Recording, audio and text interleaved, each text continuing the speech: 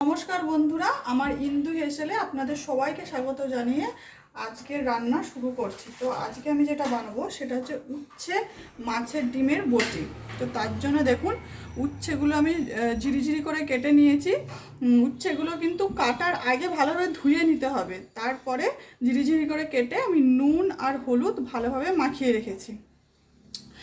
আর এখানেতে লাগছে পেঁয়াজ কুচি আর এখানে একটু আদা বেটে রেখেছি, আদা বাটা লাগছে, আর লাগছে জিরে গুঁড়ো আর ছোট ছোট করে কাঁচা লঙ্কা কুচিয়ে রেখেছি।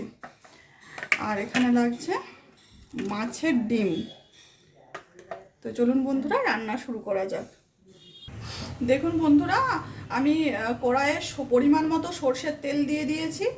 এবারে তেলটা আমি ভালোভাবে গোটা কড়াইয়ে বুলিয়ে নেব। আপনারা খুন্তির সাহায্যেও কিন্তু তেলটা কড়াইয়ে ভালোভাবে বুলিয়ে নেবেন। এবারে তেল আমার গরম হয়ে গেছে, আমি ফোড়নে দেব কালো জিরে আমি ফোড়নে দিলাম।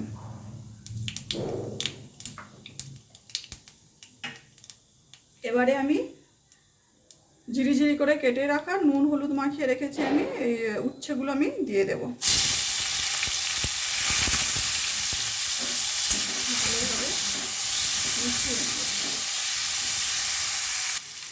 আমি এবারে আঁচটা কমিয়ে ঢাকা দিয়ে দিয়ে ভালোভাবে উচ্ছেটা ভাজতে থাকবো।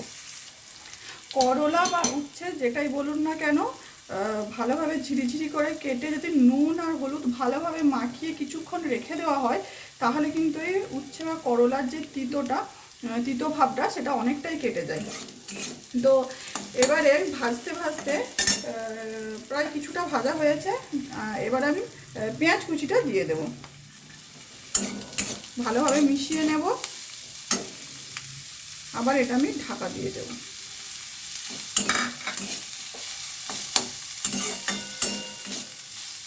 অল্প পরিমাণে একটু লবণ দেব,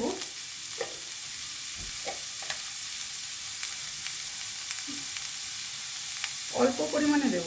আমি উচ্ছেতে আগে একটু লবণ আর হলুদ মাখিয়ে রেখেছিলাম, তো পরিমাণ মতো অল্প পরিমাণে আর একটু দিলাম।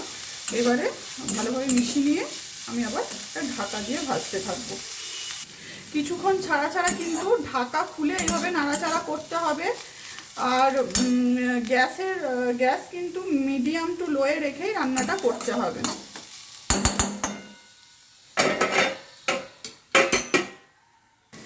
দেখুন বন্ধুরা, আমি এইভাবে 2-3 মিনিট ভালোভাবে ভেজে নিয়েছি।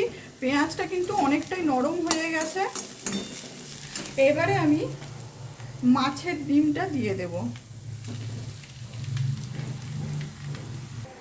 মাছের ডিম দিয়ে আমি ভালোভাবে মিশিয়ে নেব। আমরা কিন্তু করলাটা আমরা করলা ভাজা খাই, বা ভাতে দিয়ে আলু দিয়ে মেখে খাই, বা শুক্তোতে দিই। কিন্তু করলা যদি এইভাবেও রান্না করা যায়, করলা বা উচ্ছে যদি আমরা এইভাবে রান্না করি, তাহলে কিন্তু এটা খেতেও খুব টেস্টি হয়। আর দুপুরের কিন্তু পুরো ভাতটা এটা দিয়েই খাওয়া হয়ে যায়। দেখুন বন্ধুরা, আমি ভালোভাবে মাছের ডিমটা মিশিয়ে নিয়েছি। আর এই রান্নাটা কিন্তু খুব টেস্টি হয়। বাচ্চারা অনেক সময় উচ্ছে খেতে চায় না, এইভাবে যদি রান্না করা হয় বাচ্চারাও কিন্তু অনেক মজা নিয়ে খাবারটা খায়। তো দেখুন ভালোভাবে মিশিয়ে নিয়েছি।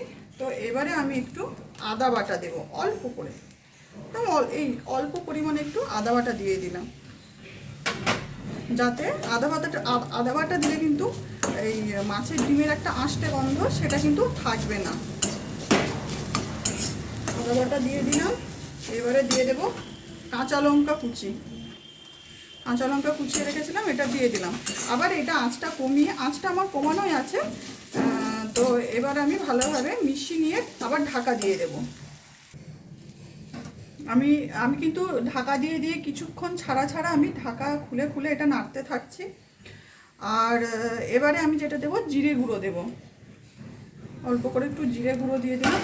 আর যারা মিষ্টি পছন্দ করেন তারা কিন্তু একটু অল্প পরিমাণে চিনিও দিতে পারেন, এটাতে চিনিও দিতে পারেন। দেখুন বন্ধুরা, আমার কিন্তু রান্না কমপ্লিট হয়ে গেছে। তো এইভাবে যদি আপনারা উচ্ছেটা রান্না করেন তাহলে কিন্তু দুপুরে এক থালা ভাত কিন্তু এটা দিয়েই খাওয়া হয়ে যায়। তো চলুন বন্ধুরা, আমার রেসিপিটা দেখার জন্য আপনাদের অনেক অনেক ধন্যবাদ। সকলে সুস্থ থাকবেন, ভালো থাকবেন। দেখা হচ্ছে পরের রেসিপিতে।